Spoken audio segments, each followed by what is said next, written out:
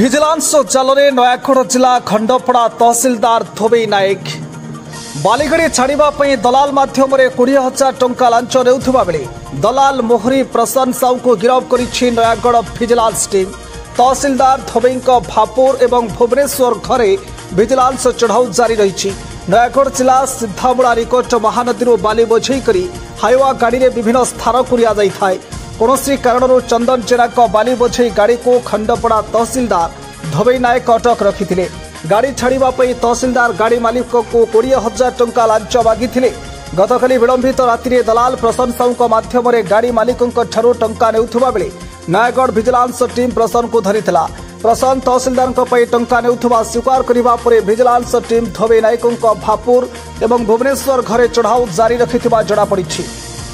नयागढ़ जिला प्रतिनिधि Priyavrat Sarangi report Odisha news 5।